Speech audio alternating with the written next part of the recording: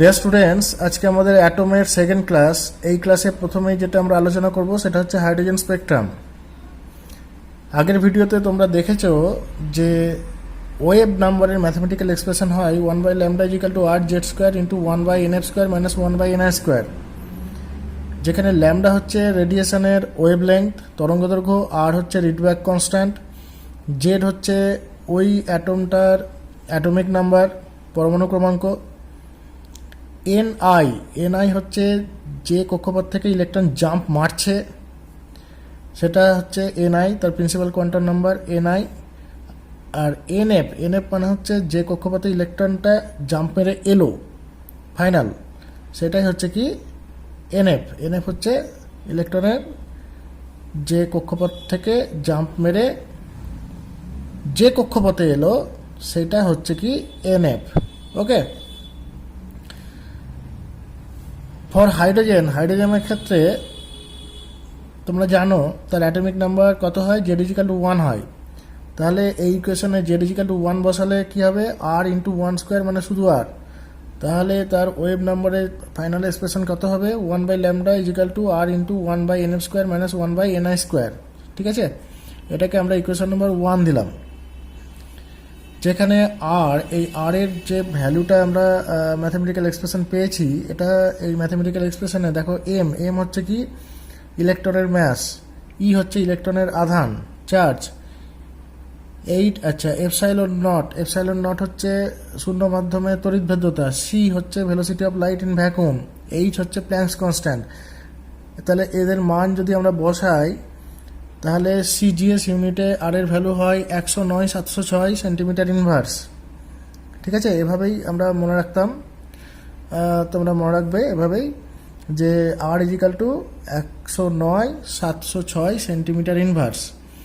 ঠিক আছে, আর মিটার ইউনিটে এর ভ্যালুটা দাঁড়িয়ে যায় 109,706 × 10⁻² মিটার ইনভার্স। ওকে, তাহলে এর ইউনিট হচ্ছে সেন্টিমিটার ইনভার্স বা মিটার ইনভার্স। ডাইমেনশন হচ্ছে কত, l⁻⁻1।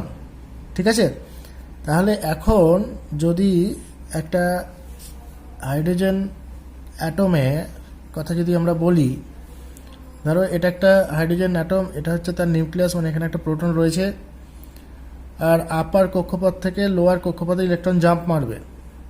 যদি এমন হয় যে এই কক্ষপথ থেকে, অর্থাৎ কক্ষপথগুলো একবার চিনিয়ে দিই, এটা হচ্ছে কে সেল, হ্যাঁ, প্রথম কক্ষপথ, যার প্রিন্সিপাল কোয়ান্টাম নাম্বার হচ্ছে n1, n=1। এটা হচ্ছে সেকেন্ড সেল, দ্বিতীয় কক্ষপথ, যার নাম হচ্ছে এল সেল বলি আমরা একে, যার প্রিন্সিপাল কোয়ান্টাম নাম্বার n=2। এইভাবে কে, এল, এম, এন, ও, পি, কিউ এই 7খানা কক্ষপথ আমরা ড্র করেছি এবং তাদের corresponding principal quantum number n=1 2 3 4 5 6 7 আমরা লিখেছি। ঠিক আছে, এখন কোনো এক্সাইটেড হাইড্রোজেন অ্যাটমের গ্যাস যখন ডিএক্সাইটেড হয়, অর্থাৎ উত্তেজিত হাইড্রোজেন অ্যাটম যখন কি হয় না তো ডিএক্সাইটেড হয়, তখন বিভিন্ন হাইড্রোজেন অ্যাটমের যে বাইরের সেলের যে ইলেকট্রনগুলো থাকে, তারা তাদের ওপর যে বিভিন্ন সেলগুলো রয়েছে, বিভিন্ন স্থায়ী যে কক্ষপথগুলো রয়েছে, সেই কক্ষপথগুলো থেকে তারা কি করে না তো জাম্প মারে, লোয়ার কক্ষপথে আসে।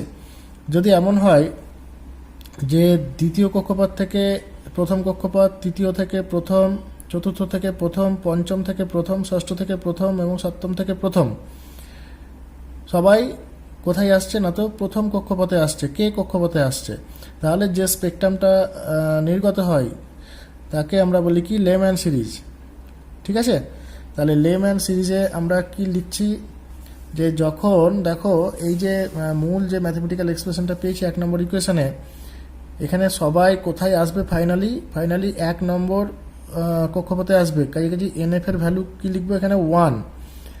আর কোথা থেকে আসবে, 2 3 4 5 6 7 ইত্যাদি কক্ষপথ থেকে তারা 1 নম্বর কক্ষপথে আসবে, কাজে এনআই এর ভ্যালু সেখানে 2 অথবা 3 অথবা 4 অথবা 5 অথবা 6 ইত্যাদি হবে।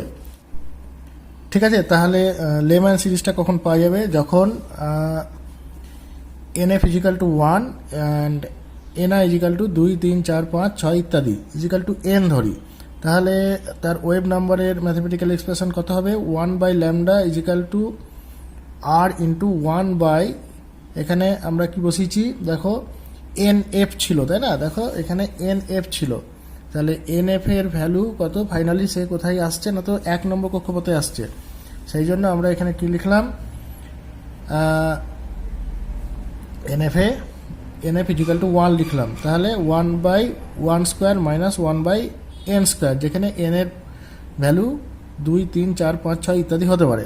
ওকে, নেক্সট হচ্ছে কি না, তো যদি এমন হতো যে ইলেকট্রনগুলো তোমার 3 নম্বর কক্ষপথ থেকে 2 নম্বর কক্ষপথে, 4 নম্বর কক্ষপথ থেকে 2 নম্বর কক্ষপথে, 5 নম্বর কক্ষপথ থেকে 2 নম্বর কক্ষপথে এভাবে আসতো, তাহলে যে আমরা স্পেকট্রামটা পেতাম তাকে আমরা বলি কি না, তো বামা সিরিজ। ওকে, তাহলে বামা সিরিজে আমাদের ফাইনালি ইলেকট্রনগুলো কোথায় আসছে? ফাইনালি সবাই আসছে আমাদের 2 নম্বর কক্ষপথে, ঠিক আছে? আর কোথা থেকে আসছে? 3 4 5 6 ইত্যাদি কক্ষপথ থেকে সেই ইলেকট্রনগুলো জাম্প মারছে। তাহলে আমাদের এখানে ফর্মুলায় কি হবে? এনএফ এর জায়গায় 2 লিখব, আর এনআই এর জায়গায় আমরা কি লিখব? 3 4 5 6, ঠিক আছে? তাহলে বামা সিরিজে আমরা চলে যাই। দেখো এখানে বামা সিরিজ আমরা লিখেছি, যখন NF equal to 2 R NI equal to 3 4 5 6 ইত্যাদি ইজিক্যাল টু যদি এন ধরি, তাহলে তার ওয়েভ নাম্বারের ম্যাথমেটিক্যাল এক্সপ্রেশন হচ্ছে 1/λ equal to R into 1/2² minus 1/n², যেখানে এন ইজিক্যাল টু 3 4 5 6 ইত্যাদি হবে, ঠিক আছে? নেক্সট হচ্ছে একই রকমভাবে যদি ইলেকট্রনগুলো তোমার 4 5 6 কক্ষপথ থেকে 3 নম্বর কক্ষপথে জাম্প মারে, এটা ধরো কত নম্বর কক্ষপথ? 3 নম্বর কক্ষপথ, 1 2 3, এই 3 নম্বর কক্ষপথে 4 5 6 7, ঠিক আছে? এই কক্ষপথগুলো থেকে ইলেকট্রনগুলো যদি জাম্প মারে, তাহলে যে শ্রেণীটা আমরা পাই, যে সিরিজটা আমরা পাই স্পেকট্রামে, তাকে আমরা বলি কি না, তো প্যাশন সিরিজ, ঠিক আছে? তাহলে এই প্যাশন সিরিজে কি হবে? দেখো প্যাশন সিরিজে এনএফ ফাইনালি তারা কোথায় আসছে? 3 নম্বর কক্ষপথে আসছে। কোন কোন কক্ষপথ থেকে? 4 5 6, তাহলে এনএফ ইজিক্যাল টু 3 আর I equal to NI equal to 4 5 6 বসাতে হবে, ঠিক আছে? ইজিক্যাল টু এন ধরি, তাহলে ল্যামডার ওয়েভ নাম্বারের ম্যাথমেটিক্যাল এক্সপ্রেশন হচ্ছে 1/λ equal to R into 1/3² minus 1/n², যেখানে এন ভ্যারি করছে 4 5 6 ইত্যাদিতে, ঠিক আছে? এবার আমাদের নেক্সট আলোচনা হচ্ছে পরের কক্ষপথ, মানে 3 নম্বরের পর চলে আসি আমরা 4 নম্বর কক্ষপথ। দেখো 1 2 3 4, এই 4 নম্বর কক্ষপথে ইলেকট্রন আসছে কোথা থেকে? 5 থেকে 6 থেকে 7 থেকে। তাহলে আমাদের ফাইনালি এনএফ এর ভ্যালু হচ্ছে 4 আর এন এর ভ্যালু হচ্ছে কত? 5 6 7। তাহলে যে শ্রেণীটা আমরা পাবো সেটা হচ্ছে কি ব্র্যাকেট সিরিজ। তাহলে আমরা ব্র্যাকেট সিরিজটা লিখেছি, দেখো যখন এনএফ ইজিক্যাল টু 4 আর NI equal to 5 6 7 etcetera equal to N ধরি, তাহলে তার ওয়েভ নাম্বারের mathematical expression 1/λ equal to R into 1/4² minus 1/n²। Okay, যখন এন এর ভ্যালু 5 6 7 ইত্যাদি হচ্ছে। আর লাস্টলি যখন দেখো এটা কত নম্বর কক্ষপথ? দেখো 1 2 3 4 5, তাহলে এনএফ এর ভ্যালু হবে 5। এই 5 নম্বর কক্ষপথে ইলেকট্রন কোথা থেকে আসছে? 6 থেকে আর 7 থেকে, ঠিক আছে? এরকম 6 7 8 ইত্যাদি কক্ষপথ থেকে যদি ইলেকট্রন, যদি 8 9 এরকম কক্ষপথ আমরা ইমাজিন করতে পারতাম, তাহলে সেই কক্ষপথ থেকেও ইলেকট্রন এসে উপস্থিত হতো। আচ্ছা, তাহলে আমরা কি বলবো না, তো 1 2 3 4 5, 5 নম্বর কক্ষপথে ইলেকট্রন আসছে 6 আর 7 থেকে, তাহলে এনএফ এর ভ্যালু হচ্ছে 5 আর এনআই এর ভ্যালু হচ্ছে কত? 6 7। এরকম যদি হতো তাহলে যে শ্রেণীটা আমরা পেতাম তাকে আমরা বলতাম কি না, তো ফান্ড সিরিজ, ঠিক আছে? P F U N D, P silent এখানে। তাহলে যখন এনএফ ইজিক্যাল টু 5 আর NI equal to 6 7 etcetera equal to N ধরি, তাহলে তার ওয়েভ নাম্বারের ম্যাথমেটিক্যাল এক্সপ্রেশন হবে 1/λ equal to R into 1/5² minus 1/n²। Okay, এই হচ্ছে আমাদের টোটাল হাইড্রোজেন স্পেকট্রাম। হ্যাঁ, পরীক্ষায় হাইড্রোজেন স্পেকট্রাম লিখতে দিলে তোমাদের এইখান থেকে শুরু করবে বা এইখান থেকে শুরু করবে, এখান থেকে শুরু করবে, হাইড্রোজেন যে ইজিক্যাল এখান থেকে শুরু করবে, যে ইজিক্যাল টু 1 ধরে এই ম্যাথমেটিক্যাল এক্সপ্রেশন টানবে, টেনে তোমরা একটা এরকম একটা পিকচার দিতে পারো বা অন্য কোনো পিকচারও দিতে পারো, দিয়ে তারপরে শ্রেণীগুলোকে এভাবে ডেসক্রাইব করবে। ওকে, আমাদের নেক্সট আলোচনা এক্স রে। এক্স রে হচ্ছে একটা ইলেকট্রোম্যাগনেটিক ওয়েভ, যেমন গামা রে, এক্স রে, আলট্রাভায়োলেট রে, ভিজিবল রেগুলো মানে ভিবজিওর কালার যেটা বলি আমরা, লাইট ওয়েভ, ইনফ্রারেড, তারপরে তোমার heat wave, microwave, radio wave, এরা সবাই ইলেকট্রোম্যাগনেটিক ওয়েভ। তাদের মধ্যে এক্স রেও পড়ে। তো ইলেকট্রোম্যাগনেটিক ওয়েভের যা বৈশিষ্ট্য আছে, এক্স রেরও তাই সেই একই রকম বৈশিষ্ট্য আছে, ঠিক আছে। আর এক্স রে যেহেতু খুব ক্ষুদ্র তরঙ্গদৈর্ঘ্য বিশিষ্ট, কাজে কাজে এর ভেদন ক্ষমতা বেশ বেশি, এটা আমাদের মাথায় রাখতে হবে। তো এক্স রে বৈশিষ্ট্যগুলো আমরা একটু আলোচনা করে নিই point wise. Number 1, X ray তড়িৎ ক্ষেত্র বা চৌম্বক ক্ষেত্র দ্বারা বিক্ষিপ্ত হয় না। তার মানে এক্স রের মধ্যে কোনো আধান নেই। যদি আধান থাকতো তাহলে তারা অবশ্যই তড়িৎ ক্ষেত্র বা চৌম্বক ক্ষেত্র দ্বারা বিক্ষিপ্ত হতো। 2 নম্বর, আলোর মতো এক্সরশ্মি স্ট্রেট লাইনে যায়, সরল রেখা চলাচল করে এবং শূন্য মাধ্যমে তার বেগ হয় 3 × 10⁸ মিটার পার সেকেন্ড। ওকে। 3 নম্বর, কিছু কিছু পদার্থ আছে যেমন বেরিয়াম প্ল্যাটিনোসায়ানাইড বা জিঙ্ক সালফাইড প্রভৃতি বস্তুতে এক্স রে প্রতিপ্রভা সৃষ্টি করে। ওকে। 4 নম্বর হচ্ছে এক্স রে গ্যাসকে আয়নিত করে ফেলে।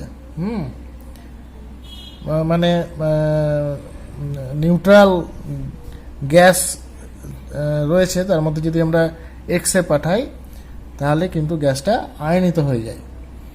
5 নম্বর হচ্ছে ফটোগ্রাফিক প্লেটের ওপর এক্স রে কিন্তু রিয়াকশান করে, হ্যাঁ, প্রতিক্রিয়া আছে। ফটোগ্রাফিক প্লেটের উপর এক্স রে পড়লে সেখানে রিয়াকশান হয়। যে কোনো ইলেকট্রোম্যাগনেটিক রেডিয়েশনই ফটোগ্রাফিক প্লেটের ওপর পড়লে তার একটা রিয়াকশান হয়।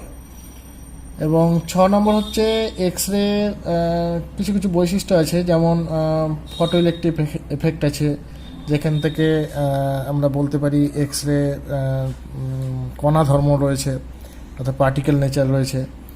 আবার এক্স রে ব্যতিচার, অপবর্তন, সমবর্তন এই রকম কিছু ধর্মও প্রদর্শন করে, যেগুলো আবার ওয়েভের নেচার, কাছাকাছি এক্সের ওয়েভ নেচারও রয়েছে। মানে পারফেক্টলি একটা ইলেকট্রোম্যাগনেটিক ওয়েভের যা যা নেচার থাকা উচিত, এক্সরের মধ্যেও সেই সেই নেচার রয়েছে। অর্থাৎ এক্সরে অ্যাবসলিউটলি একটি ইলেকট্রোম্যাগনেটিক ওয়েভ, এই নিয়ে কোনো ডাউট নেই। ওকে, এবার আমরা চলে যাই এক্সরের উৎপাদনের ক্ষেত্রে। দেখো, এটা হচ্ছে একটা এক্সরে টিউব, হ্যাঁ। এই টিউবটা কাঁচের বা কোয়ার্টজের তৈরি। এই যে দেখতে পাচ্ছ এরকম একটা টিউব, এটাকে ইভাকুয়েট করা থাকে। এর মধ্যে যে বায়ু আছে সেই বায়ুটাকে যথাসম্ভব আমরা বার করে দিই। পুরোপুরি তো বার করা সম্ভব না, খুব সামান্য, খুব নিম্নচাপে কিছু বায়ু এখানে থেকেই যায়। যাই হোক, মোটামুটি ইভাকুয়েটেড বলা যায়। আচ্ছা, এবার মূল গঠনে চলে যাই। এইটা হচ্ছে ক্যাথোড, হ্যাঁ, এটা একটা প্লেট, হ্যাঁ, একটা ধাতব প্লেট। আর এইটা হচ্ছে অ্যানোড। অ্যানোড হচ্ছে একটা ধাতব পিণ্ড, যার অ্যাটমিক নাম্বার কিন্তু খুব উঁচু মানের হয়, বুঝতে পেরেছো? মানে টাংস্টেন, মলিবডেনাম এই জাতীয় ধাতুর তৈরি পিণ্ড, এটা হচ্ছে অ্যানোড। এই ক্যাথোডকে কি করা হয় না, তো নেগেটিভের সঙ্গে যোগ করা হয়, আর অ্যানোডকে পজিটিভের সঙ্গে যোগ করা হয়, ঠিক আছে। এক্স রের এই ক্যাথোড আর অ্যানোডের মধ্যে অ্যানোডকে বলা হয় টার্গেট, হ্যাঁ, অ্যানোডকে কি বলা হয়? টার্গেট। তাহলে এক্স রে ক্যাথোড আর টার্গেটের মধ্যে যে পোটেনশিয়াল ডিফারেন্সটা দেওয়া হয় সেটা তোমরা খেয়াল করে দেখো, হ্যাঁ, 20 কিলোভোল্ট, 30 কিলোভোল্ট, 40 কিলোভোল্ট এই রেঞ্জে কিন্তু পোটেনশিয়াল দেওয়া হয়, বুঝতে পেরেছ? অর্থাৎ 20,000 ভোল্ট, 30,000 ভোল্ট, 40,000 ভোল্ট এই দুই প্রান্তের মধ্যে পোটেনশিয়াল ডিফারেন্স দেওয়া হয়, ঠিক আছে। আচ্ছা, এটা হলো ক্যাথোড। এই ক্যাথোডকে একটা ফিলামেন্টের সাহায্যে উত্তপ্ত করা হয়। ফিলামেন্টটাকে চালনা করার জন্য একটা ডিসি সেল লাগানো হয়, 6 ভোল্টের একটা ডিসি সেল এখানে লাগানো হয়েছে। আর ফিলামেন্টের টেম্পারেচার কন্ট্রোল করার জন্য আমরা কি করি, প্রবাহ মাত্রাকে কন্ট্রোল করি। প্রবাহ মাত্রাকে কন্ট্রোল করার জন্য এখানে একটা রিওস্ট্যাট আমরা অ্যাড করি, RH। ওকে, তাহলে প্রয়োজন মতো এর মধ্যে দিয়ে প্রবাহ মাত্রা পাঠিয়ে ফিলামেন্টকে প্রয়োজন মতো টেম্পারেচারে আমরা হিট করতে পারি। আর ফিলামেন্টের খুব কাছেই ক্যাথোড থাকে। ফিলামেন্ট হিট হলে ক্যাথোড গরম হয়ে যায়। ক্যাথোড গরম হলেই ক্যাথোড থেকে কি করে না, তো ইলেকট্রন বেরিয়ে আসে। ইলেকট্রন বেরিয়ে এসে এখানে জমা হতে শুরু করে। ঠিক আছে, তো এখন ইলেকট্রনগুলো যখন বেরিয়ে এলো, ইলেকট্রনগুলো যখন বেরিয়ে এলো, তখন সেই ইলেকট্রনগুলো কি দেখলো, টার্গেটে 40,000 ভোল্ট দেওয়া আছে, মানে সাংঘাতিক হাই পোটেনশিয়াল। ঠিক আছে, ক্যাথোড এবং অ্যানোডের মধ্যে পোটেনশিয়াল ডিফারেন্স 40,000 ভোল্ট, বুঝতে পারলে? তার মানে এই ইলেকট্রনগুলো এই টার্গেটের তীব্র আকর্ষণে অত্যন্ত দ্রুত বেগে টার্গেটে গিয়ে আঘাত করবে। তাহলে এখান থেকে ইলেকট্রনগুলো ক্যাথোড থেকে উৎপন্ন হবে, ফিলামেন্ট উত্তপ্ত করে দেবে ক্যাথোডকে, ক্যাথোড থেকে ইলেকট্রনগুলো উৎপন্ন হবে এবং সেই ইলেকট্রনগুলো উৎপন্ন হওয়ার সঙ্গে সঙ্গে তীব্র বেগে টার্গেটে গিয়ে আঘাত করবে। ওকে, বুঝতে পারছো তো? এই যে ক্যাথোডকে যে আমরা ফিলামেন্ট দিয়ে এভাবে উত্তপ্ত করছি, এটাকে আমরা বলছি কি ইনডাইরেক্ট হিটিং। ডাইরেক্ট হিটিংও করা যায়, পরে আমরা এসব বিষয় নিয়ে আলোচনা করব। মোটামুটি আমরা দেখে রাখলাম যে ক্যাথোডকে কীভাবে একটা ফিলামেন্টের সাহায্যে উত্তপ্ত করা হচ্ছে। আচ্ছা, এই ইলেকট্রনগুলো টার্গেটে গিয়ে তীব্রভাবে কি করবে না, তো আঘাত করবে। এবার টার্গেটে তীব্রভাবে ইলেকট্রনগুলো যখন আঘাত করবে, মানে প্রচণ্ড গতিশক্তি নিয়ে টার্গেটের মধ্যে ঢুকবে, তখন টার্গেট উত্তপ্ত হয়ে যায়, খুব গরম হয়ে যায়। সেই গরম হওয়ার জন্য টার্গেটকে আমাদের কি করতে হয় না, তো কুল করতে হয়, ঠান্ডা করতে হয়। সেই জন্য এখানে কুলিং ফিন্স রাখা হয়েছে, কুলিং করার জন্য, টার্গেট যাতে ঠান্ডা হয়। অনেক সময় এখানে একটা ওয়াটার ফ্লোরের ব্যবস্থা করে এই টার্গেটকে ঠান্ডা করার ব্যবস্থা করা হয়। ঠিক আছে, যাই হোক, এটা সব থেকে সিম্পলিফাইড ফর্মে আমরা এঁকেছি, জাস্ট মূল তত্ত্বটা বোঝার জন্য।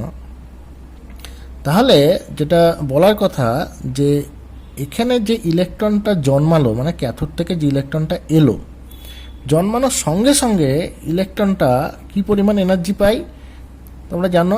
ভি পোটেনশিয়াল ডিফারেন্সের মধ্যে ই ইলেকট্রন যদি উপস্থিত হয়, তাহলে সে ইভি পরিমাণ এনার্জি পায়, ইভি পরিমাণ এনার্জি পায়। তো তাহলে ওই ইলেকট্রনটার এনার্জি হয় ই ইজিক্যাল টু ইভি। তাহলে এই এত হাইফাই এনার্জি নিয়ে ইলেকট্রনটা ছুটে যায় টার্গেটের দিকে।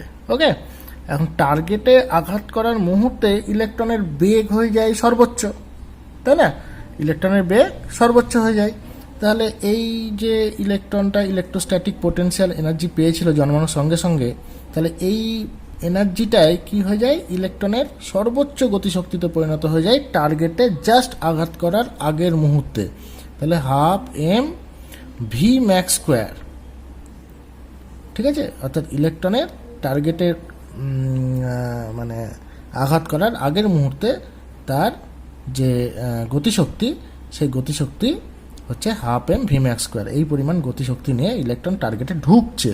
ঠিক আছে, এবার টার্গেটে ঢোকার পর ইলেকট্রন কি করে দেখো, টার্গেট কিন্তু ভারী ধাতু দিয়ে তৈরি। কি বলেছিলাম না, তো টাংস্টেন বা মলিবডেনাম বা এই জাতীয় উচ্চ পরমাণু ক্রমাঙ্ক যুক্ত ধাতু দিয়ে টার্গেট তৈরি হয় এবং যার গলনাঙ্কও খুব উচ্চমানের হয়। ঠিক আছে, তো যাই হোক, এরকম একটা টার্গেটে যখন ইলেকট্রনগুলো ঢোকে, তখন সেই টার্গেটের যে পরমাণু, সেই পরমাণুর নিউক্লিয়াসের বাইরে বিভিন্ন কক্ষপথে প্রচুর ইলেকট্রন থাকে। ঠিক আছে, তাহলে ওই ইলেকট্রনটা যখন টার্গেটের মধ্যে ঢুকছে, তখন সে কি করে, ওই টার্গেটের এই অ্যাটমের বিভিন্ন পরমাণুর সঙ্গে সংঘর্ষে লিপ্ত হয় এক বা একাধিক সংঘর্ষে লিপ্ত হয়। ঠিক আছে, এর সঙ্গে সংঘর্ষ করলো, তারপরে হয়তো এর সঙ্গে সংঘর্ষ করলো, ঠিক আছে, এর সঙ্গে সংঘর্ষ করলো, এর সঙ্গে সংঘর্ষ করলো, এর সঙ্গে সংঘর্ষ করলো, বা এর সঙ্গে সংঘর্ষ করলো। বুঝতে পারছো তো? তাহলে ওই ইলেকট্রনটা ঢোকার পর টার্গেটে মধ্যে নিউক্লিয়াসের চারপাশে যে বিভিন্ন সেল রয়েছে সেখানে প্রচুর ইলেকট্রন রয়েছে, সেই ইলেকট্রনগুলোর সঙ্গে সে কী করে না তো সংঘর্ষে লিপ্ত হয়। এক বা একাধিক, একটা ইলেকট্রনের সঙ্গেও সে সংঘর্ষে লিপ্ত হয়ে বেরিয়ে যেতে পারে, আবার অনেকগুলো সংঘর্ষও সে ঘটাতে পারে। বুঝতে পারছো? এবার যতবার সে কলিশন করবে, সংঘর্ষ করবে, ততবার সে কী করবে না তো এনার্জি হারাবে। ঠিক আছে, প্রত্যেকবার সংঘর্ষের ফলে সে কী করবে না তো এনার্জি হারাবে।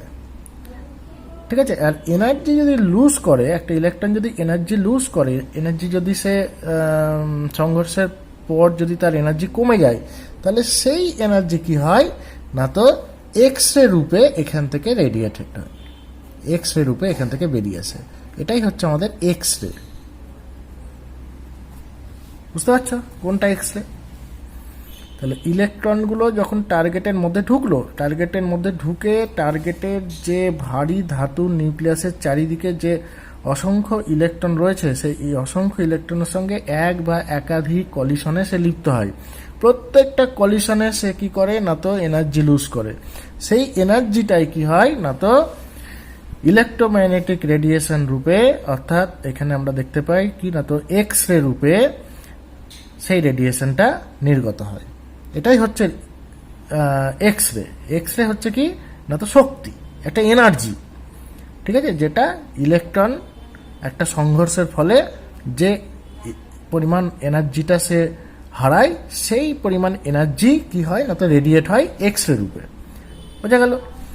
বেশ, এখন ইলেকট্রনগুলো যখন অ্যাটমের মধ্যে দিয়ে ঢুকছে, তখন সে এরকম সংঘর্ষে লিপ্ত হতে পারে যে একাধিক সংঘর্ষে লিপ্ত, এর সঙ্গে সংঘর্ষ হলো, তারপরে এর সঙ্গে সংঘর্ষ হলো, তারপরে আবার এর সঙ্গে সংঘর্ষ হলো, তারপরে আবার এর সঙ্গে সংঘর্ষ হলো, এভাবে বেরিয়ে গেলো, এভাবে হতে পারে।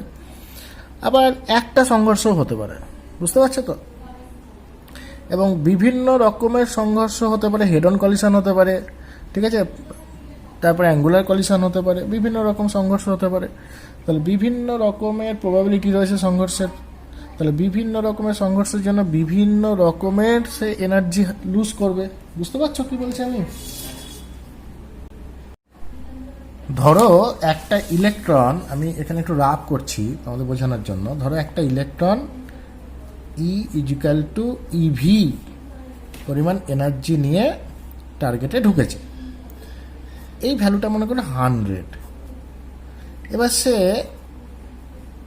একবার সংঘর্ষ করেই তার সমস্ত এনার্জি লুজ করতে পারে, বা দুটো সংঘর্ষ করে সে এরকমভাবে এনার্জি লুজ করতে পারে, বা এমনও হতে পারে এরকম না হয়ে 80+20 এনার্জি ভাগ হলো দুটো সংঘর্ষে, বা সে 3টে সংঘর্ষ করতে পারে। মানে প্রথমে হারালো 50, তারপরে সংঘর্ষে হারালো ধরো 30, তারপরে সংঘর্ষে 20। ঠিক আছে, 50, 40, 30, 20 কত হচ্ছে? হ্যাঁ, 100 হয়ে গেল। আবার এমনও হতে পারে সে পরপর 5টা সংঘর্ষে লিপ্ত হলো। প্রথমে 40, তারপরে হচ্ছে 30, তারপরে হচ্ছে 20, তারপরে হচ্ছে 10। ঠিক আছে, এরকম সে এক বা একাধিক সংঘর্ষে লিপ্ত হবে এবং সে এনার্জি লুজ করতে করতে যাবে। বুঝতে পারলে? তাহলে আমরা দেখতে পাচ্ছি যে এক্স রে যেটা বেরোবে, এগুলো তো সব এক্স রে রূপে বেরোবে। এই এনার্জিটা এক্স রে রূপে বেরোবে, 90, 10 এরাও এক্স রে রূপে বেরোবে, 80, 20 এরাও এক্স রে রূপে বেরোবে, 50, 30, 20 এরাও এক্স রে রূপে বেরোবে, 40, 30, 20, 10 এরাও এক্স রে রূপে বেরোবে, তাই না? তাহলে কীরকম এক্স রে শক্তির যদি আমরা একটা টেবিল করি, তাহলে কত কত শক্তির এক্স রে বেরোলো, কম থেকে যদি বেশি ধরি বা বেশি থেকে কম ধরি, তাহলে 100 হতে পারে এক্সের শক্তি, 90 হতে পারে এক্সের শক্তি, তারপরে 80 হতে পারে এক্সের শক্তি, তারপরে 50 হতে পারে এক্সের শক্তি, তারপরে 40 হতে পারে এক্সের শক্তি, 30 হতে পারে, 20 হতে পারে, 10 হতে পারে, আরও ছোট হতে পারে, তাই না? 5 হতে পারে, 2 হতে পারে, 1 হতে পারে, তাই না? এরকম বিভিন্ন মানের শক্তিযুক্ত এক্স রে ওখান থেকে আমরা নির্গত হতে দেখব। কিন্তু এদের মধ্যে দেখো 100 থেকে বেশি এনার্জির এক্স রে কখনোই বেরোবে না, হ্যাঁ কি না? কারণ কি, যে ইলেকট্রনটা টার্গেটে আঘাত করছিল তার এনার্জি ছিল 100। তাহলে 100 থেকে বেশি শক্তি সম্পন্ন এক্স রে ওইখান থেকে নির্গত হওয়া সম্ভব না। তার থেকে বেশি শক্তি নির্গত করতে গেলে কি করতে হবে আমাকে? না তো এই ক্যাথোড আর এই টার্গেটের মধ্যে আমার যে পোটেনশিয়াল ডিফারেন্স দেওয়া আছে সেই পোটেনশিয়াল ডিফারেন্স ভি বাড়াতে হবে। ঠিক আছে, এই ভি যতক্ষণ না বাড়বে ততক্ষণ পর্যন্ত কি না তো ইলেকট্রনের গতিশক্তি, মানে টার্গেটে ঢোকার আগের মুহূর্তে তার যে গতিশক্তি, সেই গতিশক্তির মানটা নির্দিষ্ট অবস্থায় থাকবে। ঠিক আছে, তো আমরা একে একটা নির্দিষ্ট ভোল্টে সেট করে রেখেছি। ঠিক আছে, এর থেকে কমাচ্ছিও না বাড়াচ্ছিও না। তাহলে যে সমস্ত ইলেকট্রনগুলো ক্যাথোড থেকে বেরিয়ে টার্গেটে ঢুকছে তাদের এনার্জিটা নির্দিষ্ট। ঠিক আছে, সেই নির্দিষ্ট অ্যামাউন্টটা আমরা কথার কথা ধরছি কত হয়েছে, 100। তাহলে ওই ইলেকট্রনটা 100 এনার্জি নিয়ে ঢুকে টার্গেটে বিভিন্ন অ্যাটমের বিভিন্ন ইলেকট্রনগুলোর সঙ্গে কলিশনে লিপ্ত হচ্ছে এবং ধাপে ধাপে সে শক্তি হারাচ্ছে। তাহলে সেখান থেকে যে শক্তিগুলো নির্গত হচ্ছে তারা এক্সের রূপে নির্গত হচ্ছে, তাই না? তাই তো বললাম। তাহলে সেই এক্সের শক্তি সর্বোচ্চ কত হতে পারে? 100 হতে পারে, 100 থেকে বেশি হতে পারে না, কারণ ইলেকট্রনের সর্বোচ্চ শক্তি হচ্ছে কি 100। ওকে, আর তার থেকে কম হলে যত কম ভাবা যায় ততটাই কম এক্সের শক্তি আমরা পেতে পারি, কিন্তু এক্সের সর্বোচ্চ শক্তি কিন্তু নির্দিষ্ট। ঠিক আছে, এখন তোমরা জানো যে এক্স রে একটা ইলেকট্রোম্যাগনেটিক ওয়েভ এবং তার পার্টিকেল নেচার আছে, অর্থাৎ ম্যাক্স প্ল্যাঙ্কের কোয়ান্টাম থিওরি অনুযায়ী এক্স রে কোয়ান্টার এনার্জি হচ্ছে E = h নিউ। তাহলে E = h নিউ, তাহলে আমরা লিখতে পারি E = hc/λ, তাই না? তাহলে h constant, Planck constant, c, হ্যাঁ, velocity of light in vacuum এটাও কনস্ট্যান্ট। তাহলে আমরা বলতে পারি কি E ভ্যারি জাস্ট 1/λ। তাহলে যার E বেশি তার ল্যামডা কম, তার ল্যামডা সব থেকে কম। যার E বেশি তার ল্যামডা সব থেকে কম। তাহলে এই যে এক্স রেগুলো বেরোলো, এদেরকে আমরা যদি বলি এক্স রে এনার্জি, তাই এই যে এক্স রে এনার্জিগুলো আমরা দেখতে পাচ্ছি তার মধ্যে কার তরঙ্গদৈর্ঘ্য সব থেকে কম? এর তরঙ্গদৈর্ঘ্য সব থেকে কম। কাজে এর তরঙ্গদৈর্ঘ্যকে আমরা বলবো কি ল্যামডা মিন। ঠিক আছে, এবার দেখো প্রবাবিলিটির দিক থেকে তুমি যদি ভাবো যে যে সমস্ত ইলেকট্রনগুলো তোমার কি বলে এটাকে, যে সমস্ত ইলেকট্রনগুলো তোমার টার্গেটের যে ভারী নিউক্লিয়াসের চারিদিকে বিভিন্ন কক্ষপথে ইলেকট্রনগুলো ঘুরছে, সেই ইলেকট্রনগুলোর সঙ্গে কলিশনে লিপ্ত হতে আসছে, তাদের মধ্যে খুব কম সংখ্যক ইলেকট্রনই কিন্তু একবার কলিশন করবে, তাই না? খুব কম সংখ্যক। ম্যাক্সিমাম ইলেকট্রন কি করবে না তো একাধিক কলিশনে লিখতে হবে, কেউ 2টো, কেউ 3টে, কেউ 4টে, কেউ 5টা, কেউ 25টা, কেউ 26টা, ঠিক আছে, কেউ 50টা কলিশনে লিপ্ত হতে পারে। ঠিক আছে, কিন্তু একবার কলিশনে সমস্ত শক্তি হারিয়ে ফেললো এমন ঘটনা খুব অল্প পরিমাণে ঘটবে। অর্থাৎ আমি যেটা বলতে চাইছি যে 100 শক্তিওয়ালা এক্স রের পরিমাণটা খুব কম হবে। ঠিক আছে, তারপর তার থেকে বেশি শক্তিওয়ালা এক্স এর পরিমাণটা একটু বেশি বেশি করে আমরা পাবো। ঠিক আছে, তাহলে আমরা যদি একে গ্রাফিক্যালি রিপ্রেজেন্ট করি, এটা হচ্ছে গ্রাফ। এই গ্রাফের এটা হচ্ছে এক্স অ্যাক্সিস বরাবর আমরা তরঙ্গ দৈর্ঘ্যকে প্লট করেছি, আর ওয়াই অ্যাক্সিস বরাবর আমরা রিলেটিভ ইন্টেন্সিটি মানে আপেক্ষিক প্রাবল্যকে আমরা প্লট করেছি। তাহলে ওই 100 এনার্জিওয়ালা, যেটা আমরা এক্সাম্পল হিসেবে ধরেছিলাম, 100 এনার্জিওয়ালা এক্স রের সংখ্যা তো খুব কম, পরিমাণটা খুব কম, তাই তাদের প্রাবল্যটা কি হবে না তো কম হবে। ওকে, তাহলে 100 থেকে বেশি তরঙ্গ দৈর্ঘ্যের জন্য একটু বেশি বেশি করে প্রাবল্য বাড়বো। দেখো যত উপর দিকে উঠছি তত প্রাবল্য বাড়ছে। ঠিক আছে, আর একটু বেশি হবে, আর একটু বেশি হবে, আর একটু বেশি হবে, কাজে কাজে এইটা এরকম একটা ফর্ম হবে, এরকম একটা আমরা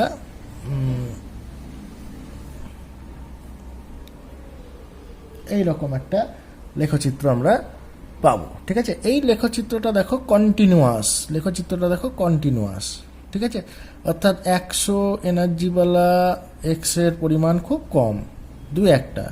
100 থেকে কম এনার্জিওয়ালা শক্তির পরিমাণ বেশি, এক্সের পরিমাণ বেশি। 100 থেকে আরও বেশি কম শক্তিওয়ালা এক্সের পরিমাণ আরেকটু বেশি। এইভাবে করতে করতে হয়তো দেখা যাবে যে 40 বা 50 রেঞ্জের এক্সের পরিমাণ সব থেকে বেশি। বুঝতে পারলে? 50 বা 40 শক্তিওয়ালা এক্সের পরিমাণ সব থেকে বেশি। তারপরে আবার 30, 20, 10, 5 এরকম এক্সের পরিমাণও আবার দেখছি কি না তো কমে কমে যাচ্ছে। বুঝতে পারলে? এরকম একটা গ্রাফ আমরা পাবো। একে আমরা বলছি কি কন্টিনিউয়াস স্পেকট্রা। ঠিক আছে, একে আমরা বলছি কি কন্টিনিউয়াস স্পেকট্রা বা নিরবিচ্ছিন্ন বর্ণ, এর নাম দিলাম কন্টিনিউয়াস স্পেকট্রাম। ঠিক আছে, এখন যদি এমন হয় ওই যে ক্যাথোড থেকে যে ইলেকট্রনগুলো টার্গেটে প্রচণ্ড গতিশক্তি নিয়ে আঘাত করছিল, তাদের মধ্যে কয়েকটি ইলেকট্রন যদি টার্গেটের যে অ্যাটম রয়েছে সেই অ্যাটমের নিচের কোনো ইলেকট্রনকে, ঠিক আছে, অপেক্ষাকৃত লোয়ার কক্ষপথের ইলেকট্রনের সঙ্গে যদি সে কলিশন করে যদি একে কক্ষচ্যুত করে দেয়, একে যদি ছিটকে বার করে দেয়, নিজেও ছিটকে গেল, যে ছিল তাকেও ছিটকে বার করে দিল, ধাক্কা মেরে বার করে দিল, পরিষ্কার কথা। তাহলে কি হয়? তাহলে কিন্তু নিচের কক্ষপথে একটা শূন্যতার সৃষ্টি হয়। বুঝতে পারছো কি বলছি? ধরো আর একটা ইলেকট্রন এলো, এসে কি করলো না তো এই ইলেকট্রনটার সঙ্গে কলিশন করলো, করে এদিক দিয়ে বেরিয়ে গেল, এই ইলেকট্রনটাকে ছিটকে দিক দিয়ে বার করে দিল। তাহলে এই দুটো ইলেকট্রন কি হলো না তো কক্ষচ্যুত হয়ে গেল। অপেক্ষাকৃত লোয়ার স্টেটের ইলেকট্রনগুলো বাইরের ইলেকট্রনের কলিশনের ফলে তারা কক্ষচ্যুত হয়ে গেল। ঠিক আছে, তাহলে লোয়ার কক্ষপথে যদি শূন্যতার সৃষ্টি হয় তাহলে কি হবে? তাহলে আপার কক্ষপথ থেকে ইলেকট্রন জাম্প মারবে, তাই না? কারণ পরমাণু অস্থায়ী হয়ে পড়েছে। পরমাণু স্থায়িত্বের জন্য কি হবে না তো ওপরের কক্ষের যে ইলেকট্রনগুলো আবর্তনশীল তারা কি করবে না তো এই লোহার কক্ষপথে যে যে জায়গাটায় ইলেকট্রনের ঘাটতি রয়েছে, যে জায়গাটায় ইলেকট্রনের শূন্যতার সৃষ্টি হয়েছে, ঠিক আছে, সেই শূন্যতা পূরণের জন্য তারা কি করবে না তো উপর কক্ষপথ থেকে নিচের কক্ষপথে জাম্প মারবে। যেই জাম্প মারবে সঙ্গে সঙ্গে কি হবে? সঙ্গে সঙ্গে কিন্তু একটা ইলেকট্রোম্যাগনেটিক রেডিয়েশন হবে। বুঝতে পারছো কি বলছি? যেই জাম্প মারবে, এই কক্ষপথে এনার্জি যদি E2 হয়, এই কক্ষপথে এনার্জি যদি E1 হয়, তাহলে কি হবে?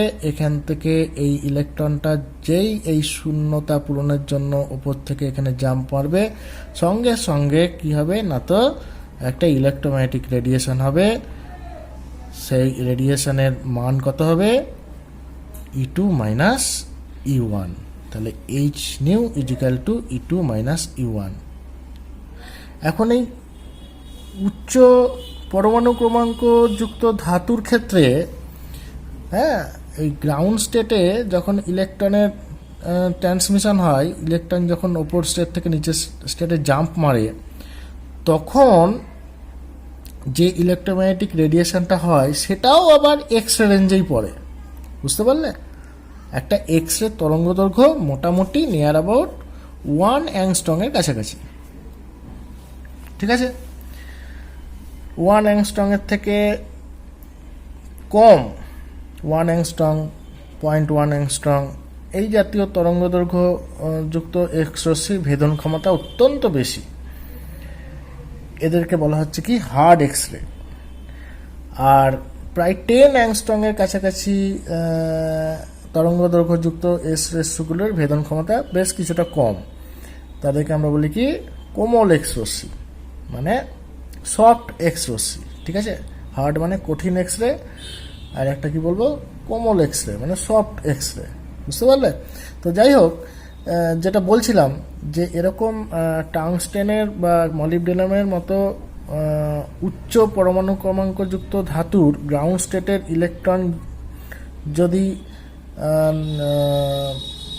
না থাকে, তাহলে আপার স্টেট থেকে গ্রাউন্ড স্টেটে যখন ইলেকট্রনের সংক্রমণ হয় তখন কি হয় না, তো যে ইলেকট্রোম্যাগনেটিক রেডিয়েশন হয় সেটাও কি হয়, এক্স রে রেঞ্জেই পড়ে যায়, ঠিক আছে। এটাও আমাদের এক্স রে রেঞ্জেই পড়ে যায়, ঠিক আছে। তাহলে এরকম ঘটনাও ঘটছে ওই টার্গেটের মধ্যে বেশ কিছু কি হচ্ছে না, তো গ্রাউন্ড স্টেটে শূন্যতা সৃষ্টি হচ্ছে, ফলে কি হচ্ছে, আপার কক্ষপথ থেকে লোয়ার কক্ষপথে ইলেকট্রন জাম্প মারার ফলে আবার তার জন্য এক্স রে উৎপন্ন হচ্ছে। এই যে আপার কক্ষপথ থেকে লোয়ার কক্ষপথে ইলেকট্রন সংক্রমণের জন্য যে এক্স রশ্মি উৎপন্ন হয় তাকে আমরা বলছি কি না, তো বৈশিষ্ট্যমূলক এক্স রশ্মি বা বৈশিষ্ট্যমূলক বর্ণালী, ওকে, মানে ক্যারেক্টারিস্টিক স্পেকট্রাম। স্পেক্টরের আরেকটা বিষয় তোমাদের একটু বলে রাখি, এই পয়েন্টে কি হয় না, তো এক্স রের এনার্জির ভ্যালু সর্বোচ্চ, মানে ই এর ভ্যালু সর্বোচ্চ, তথা এক্স রে ফোটনের ল্যামডা মানে তরঙ্গ দৈর্ঘ্যের ভ্যালু সর্বনিম্ন। সেই জন্য একে আমরা বলছি কি না, তো ল্যামডা মিন, বা এটাকে আমরা কাট অফ ওয়েভলেংথও বলি, ওকে, কাট অফ ওয়েভলেংথ বা কাট অফ তরঙ্গ দৈর্ঘ্য, যাকে আমরা ল্যামডা মিন দিয়ে প্রকাশ করি, ঠিক আছে। এই হচ্ছে আমাদের কন্টিনিউয়াস স্পেকট্রাম। আমরা আলোচনা করছিলাম ক্যারেক্টারিস্টিক স্পেকট্রাম, যেখানে বলা হচ্ছিল যে আপার কক্ষপথ থেকে লোয়ার কক্ষপথে ইলেকট্রন জাম্প মারার ফলে নতুন করে আবার এক্স রে বেরোচ্ছে, এবং সেই এক্স রে বেরোনোর জন্য কিছু কিছু জায়গায় এক্স রের ইন্টেন্সিটি হঠাৎ করে বৃদ্ধি পাচ্ছে। ধরো কন্টিনিউয়াস স্পেকট্রামে যদি আমরা দেখি যে এই তরঙ্গ দৈর্ঘ্যের জন্য ইন্টেন্সিটি হঠাৎ করে বেড়ে গেছে, তাহলে এইটা একটা পয়েন্ট পাবো আমরা, এবং এই তরঙ্গ দৈর্ঘ্যের জন্য এইখানে একটা ইন্টেন্সিটি হঠাৎ করে বেড়ে গেছে, তাহলে এখানে একটা পয়েন্ট পাবো, ঠিক আছে। তার মানে এইটা হচ্ছে একটা হঠাৎ করে বর্ধিত এক্স এর জন্য লেখচিত্র, আর এইটা হচ্ছে আর একটা বর্ধিত এক্স এর জন্য লেখচিত্র। বুঝতে পারলে কি বললাম আমি? যেটা বারবার বলার চেষ্টা করছিলাম যে আপার কক্ষপথ থেকে লোয়ার কক্ষপথে ইলেকট্রন জাম্প মারার ফলে টাংস্টেনের মতো ভারী ধাতুতে যে এনার্জিটা রেডিয়েট হচ্ছে সেই এনার্জিটাও এক্স রে রেঞ্জে পড়ছে, এবং সেই এক্স রেটাও কাউন্টে আসছে। অসংখ্য টাংস্টেনের অ্যাটম আছে, অসংখ্য ঘটনা ঘটছে, ফলে অসংখ্য পরিমাণ এক্স রে ইলেকট্রন সংক্রমণের জন্য পাচ্ছি আমরা, তাই না? ফলে কিছু কিছু তরঙ্গ দৈর্ঘ্যের ক্ষেত্রে এক্স রের ভ্যালুটা বেড়ে যাচ্ছে, মানে এক্স এর ইন্টেন্সিটি বা এক্স এর প্রাবল্য বেড়ে যাচ্ছে, ঠিক আছে। সেটাই আমরা এই গ্রাফে দেখাচ্ছি, এটাকে আমরা বলছি কি ক্যারেক্টারিস্টিক স্পেকট্রাম। তো এটাকে আলাদাভাবে আঁকা হয় না, হ্যাঁ, এটা কন্টিনিউয়াস স্পেকট্রামের ওপরই একে সুপারইম্পোজ করে আঁকা হয়। তাহলে আমরা আঁকছি সেটা, যে এই কন্টিনিউয়াস স্পেকট্রামের ওপর এই দুটো গ্রাফকে যদি আমরা সুপারইম্পোজ করি তাহলে গ্রাফটা এরকম দাঁড়ায়। হঠাৎ করে প্রাবল্য এখানে বেড়ে গেল,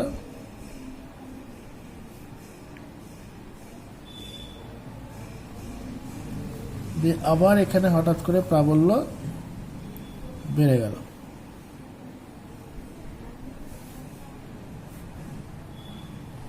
ঠিক আছে। এইরকম একটা আমরা গ্রাফ পাই, ওকে। এই চূড়াটাকে বলা হয় তোমার কে আলফা। আমি বলছি কে আলফা অ্যাকচুয়ালি কি, একে বলা হচ্ছে, এই চূড়াটাকে বলা হচ্ছে কে আলফা, আর এই চূড়াটাকে বলা হচ্ছে কে বিটা। এটা কে সেল, এটা এল সেল, এটা এম সেল, তাই না? কে এল এম এন ও এভাবে আছে। যদি এল সেল থেকে কে সেলে ইলেকট্রন জাম্প মারে তাহলে যে চূড়াটা পায় তাকে আমরা বলছি কে আলফা। যদি এম সেল থেকে কে সেলে ইলেকট্রন জাম্প মারে তাহলে যে চূড়াটা পায় তাকে আমরা বলছি কি কে বিটা। সিমিলারলি যদি এম সেল থেকে এল সেলে ইলেকট্রন জাম্প মারে তাহলে আমরা একে বলি এল আলফা, আর যদি এন সেল থেকে এল সেলে ইলেকট্রন জাম্প মারে তাহলে একে আমরা বলি কি এল বিটা। ওকে, তাহলে আমরা যেটা বলছিলাম যে এটা হচ্ছে কে আলফা, এটা হচ্ছে কে বিটা, মানে ওই মলিবডেনাম বা টাংস্টেনের যে ধাতু ছিল সেই ধাতুতে কি হয়েছিল না, তো এল সেল থেকে কে সেলে ইলেকট্রন জাম্প মারার ফলে যে এক্স রে পাওয়া গেছিল সেই অতিরিক্ত এক্স এর জন্যই এখানে ইন্টেন্সিটি কি হয়েছিল না, তো বেড়ে গেছিল। ওকে, যার জন্য এখানে একটা পিক পাওয়া গেছিল যাকে আমরা বলছি কি কে আলফা। সিমিলারলি এম সেল থেকে এল সেলে ইলেকট্রন জাম্পের ফলে যে অতিরিক্ত এক্স এ পাওয়া গেছিল তার জন্য এক্স এর ইন্টেন্সিটি হঠাৎ করে এই রেঞ্জে বেড়ে গেছিল, সেই জন্য এখানে একটা পিক সৃষ্টি হয়েছিল যাকে আমরা বলছি কি না, তো কে বিটা। ওকে, আমাদের নেক্সট আলোচনা মোজলেস ল। মোজলে বিভিন্ন উপাদানের ক্ষেত্রে কে আলফা এবং কে বিটাগুলো পর্যবেক্ষণ করে এবং সেই উপাদানের পরমাণু ক্রমাঙ্কগুলো দেখে তিনি একটা স্টেটমেন্ট দিলেন যেটাকে আমরা বলছি কি না, তো মোজলেস ল। মোজলেস ল আবার আমাদের নতুন করে চোখে আঙুল দিয়ে দেখিয়ে দেয় যে পরমাণুর যে প্রকৃত বৈশিষ্ট্য সেটা তার ভর সংখ্যার উপর বা ম্যাস নাম্বারের উপর নির্ভর করে না, সেটা নির্ভর করে তার অ্যাটমিক নাম্বারের উপর বা পরমাণু ক্রমাঙ্কের উপর। ঠিক আছে, তো তিনি কি বললেন স্টেটমেন্টে, তিনি বললেন যে কোনো মৌলের বৈশিষ্ট্যমূলক এক্স রশ্মির বর্ণালীর একটি চূড়ার কম্পাঙ্কের বর্গমূল মৌলটির পারমাণবিক সংখ্যার সমানুপাতিক। আই রিপিট, কোনো মৌলের বৈশিষ্ট্যমূলক এক্স রশ্মি বর্ণালীর একটি চূড়ার কম্পাঙ্কের বর্গমূল মৌলটির পারমাণবিক সংখ্যার সমানুপাতিক। এখন চূড়া কি করে হয়? চূড়া তোমরা জানো যে বৈশিষ্ট্যমূলক এক্স রশ্মির জন্য চূড়া পাওয়া যায়। বৈশিষ্ট্যমূলক এক্স রশ্মি মানে যখন নিউক্লিয়াসের ওপরে যে কক্ষপথগুলো থাকে তাদের মধ্যে যদি কোনো কক্ষপথ অপূর্ণ অবস্থায় থাকে তাহলে তার ওপর কক্ষপথ থেকে ওই কক্ষপথে যদি ইলেকট্রন সংক্রমণ ঘটে তাহলে যে রেডিয়েশন হয় সেটাকেই আমরা বলছি কি না, তো বৈশিষ্ট্যমূলক এক্স রশ্মি। ওকে, তো সেই বৈশিষ্ট্যমূলক এক্স রশ্মির যে কম্পাঙ্ক, ঠিক আছে, জানো তোমরা বৈশিষ্ট্যমূলক এক্স রশ্মির হচ্ছে একটা ইলেকট্রোম্যাগনেটিক ওয়েভ যার এনার্জি প্ল্যাঙ্কের তত্ত্ব অনুযায়ী ইজিক্যাল টু এইচ নিউ। এই নিউটা হচ্ছে কি তার কম্পাঙ্ক। ঠিক আছে, তাহলে সেই বৈশিষ্ট্যমূলক এক্স রশ্মির কম্পাঙ্ক, এই কম্পাঙ্কের বর্গমূল মানে রুট ওভার মিউ, এটা কার সঙ্গে সমানুপাতিক না, তো এই যে অ্যাটমটা রয়েছে তার যে অ্যাটমিক নাম্বার জেড, সেই অ্যাটমিক নাম্বার জেড এর সঙ্গে সমানুপাতিক। ঠিক আছে, এটা হচ্ছে মোজলেস ল। এবার এই মোজলের যে সূত্র, এই মোজলের সূত্র থেকে পরবর্তীকালে বেশ কিছু মৌলের অ্যাটমিক নাম্বার আমরা নির্ণয় করতে পেরেছি। এর একটা খুব গুরুত্বপূর্ণ সিগনিফিক্যান্স রয়েছে মোজলেস ল এর। ঠিক আছে, তোমরা পড়বে অবশ্যই মোজলের কাজের গুরুত্ব। যাই হোক, আমরা বোর তত্ত্ব থেকে মোজলের যে থিওরি তার একটা ব্যাখ্যা আমরা দিই। সেখানে মোজলেস লয়ের যে ম্যাথমেটিক্যাল এক্সপ্রেশন সেটা একটু চেঞ্জ হয় বোর তত্ত্বের সাহায্যে। ঠিক আছে, অ্যাকচুয়ালি দেখো, যখন একটা ইলেকট্রন উপর থেকে নিচে জাম্প মারে তখন আমরা কি বলেছিলাম? আমরা বলেছিলাম যে যে কোনো কক্ষপথে ইলেকট্রনের শক্তি EN equal to -13.6 Z square by N square, তাই না? এন হচ্ছে প্রিন্সিপাল কোয়ান্টাম নম্বর, মানে কোন কক্ষপথে ইলেকট্রনটা ঘুরছে। তো যাই হোক, এখন আমরা যে এক্সপেরিমেন্টটা করছিলাম সেখানে বাইরে থেকে একটা অত্যন্ত দ্রুত গতি সম্পন্ন ইলেকট্রন প্রচণ্ড কাইনেটিক এনার্জি নিয়ে এসে টাংস্টেন বা মলিবডেনাম বা অন্য কোনো ভারী ধাতুর নিউক্লিয়াসের কাছাকাছি কোনো কক্ষপথ থেকে ইলেকট্রনকে ধাক্কা মেরে বার করে দেয়, তাই না? তাহলে সেখানে কি হয় না, তো ইলেকট্রন ঘাটতির সৃষ্টি হয়। তো এখন এই ইলেকট্রন ঘাটতি পূরণের জন্য ওপর কক্ষপথ থেকে নিচের কক্ষপথে ইলেকট্রন সংক্রমণ ঘটে। তো এখন এই ওপর কক্ষপথ থেকে যখন নিচের কক্ষপথে ইলেকট্রন সংক্রমণ ঘটে, তখন দেখো তখন অলরেডি একটা ইলেকট্রন কিন্তু বেরিয়ে গেছে, তাই না? তাহলে এই ইলেকট্রনটা মনে করো নিচে নামবে, তাহলে এই ইলেকট্রনটা কি দেখবে? এই ইলেকট্রনটা দেখবে যে আমি একটু ডট ডট শেড একটা লাইন টানছি, যে এই স্ফিয়ারের মধ্যে কি আছে? এই স্ফিয়ারের মধ্যে জেডটা প্রোটন রয়েছে আর হচ্ছে একটা ইলেকট্রন রয়েছে, তাই না? বুঝতে পারছো তো? অর্থাৎ এই জেডটা প্রোটন তাকে কি করছে না, তো আকর্ষণ করছে, আর একটা ইলেকট্রন তাকে বিকর্ষণ করছে। ইলেকট্রন তো এখানে নেই, ইলেকট্রন কিন্তু এখানে পাই পাই পাই পাই করে ঘুরছে, ঠিক আছে? তাহলে কি বললাম? তাহলে এর সাপেক্ষে কীরকম হিসাবটা হবে? এর সাপেক্ষে হিসাব হবে তাকে জেড সংখ্যক প্রোটন টানছে তো বটেই, সঙ্গে একটি ইলেকট্রন তাকে কি করছে না, তো বিকর্ষণ করছে, ঠিক আছে?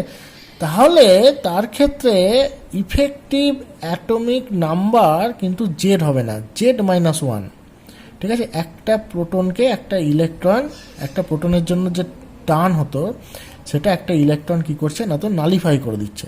তাহলে সেক্ষেত্রে আমাদের ফর্মুলাটা দাঁড়িয়ে যাবে কে আলফার ক্ষেত্রে, অর্থাৎ যখন আমাদের আপার কক্ষপথ থেকে লোয়ার কক্ষপথে, মানে এটা কে সেল, এটা হচ্ছে এল সেল থেকে যখন কে সেলে ইলেকট্রন জাম্প করে আসবে, তখন আমরা দেখব যে ফর্মুলাটা দাঁড়াবে En = -13.6, আর ইফেক্টিভ জেড কত হচ্ছে না, তো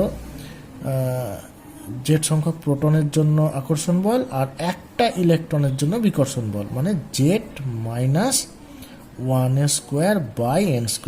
ওকে, বুঝতে পারলে? বেশ, তাহলে আমাদের এইটা যদি 1 নম্বর কক্ষপথ হয়, মানে প্রিন্সিপাল কোয়ান্টাম নম্বর n=1 এটা হয়, আর এটা যদি প্রিন্সিপাল কোয়ান্টাম নম্বর n=2 হয়, তাহলে আমরা লিখতে পারি যে E1 is equal to -13.6 into Z-1 তার স্কোয়ার বাই, এটা সব ইভি এককে, হ্যাঁ, এটা ইলেকট্রন ভোল্ট ইউনিটে, সব ইলেকট্রন ভোল্ট ইউনিটে, বাই n স্কোয়ার, n মানে এখানে 1 স্কোয়ার, এত ইভি, এবং E2 is equal to -13.6 Z-1 তার স্কোয়ার বাই 2 স্কোয়ার ইভি। ওকে, তাহলে কি দাঁড়ালো? আমার দাঁড়ালো এইচ নিউ ইজিক্যাল টু হচ্ছে, বলো, যে E2 মাইনাস E1, তাহলে লিখবো E2 minus E1। E2 value কত? -13.6 ইন্টু Z-1² বাই 4, আর মাইনাস অফ মাইনাস মানে প্লাস হয়ে যাবে এটা, এবং এটা হবে 13.6 ইন্টু Z-1 তার স্কোয়ার বাই 1, তাই না? তাহলে ইজ ইকুয়াল টু, এটা তোমরা ক্যালকুলেট করবে, আমি একটু করে দিই ছোট করে, Z-1 তার স্কোয়ার করলাম, তাহলে হচ্ছে 1 মাইনাস কত হচ্ছে, এটা 1, এটা হচ্ছে 1/4 ইন্টু 13.6 ইভি, এগুলো সব ইভি ইউনিটে আসবে, এই টোটালটাই হচ্ছে ইভি, ঠিক আছে?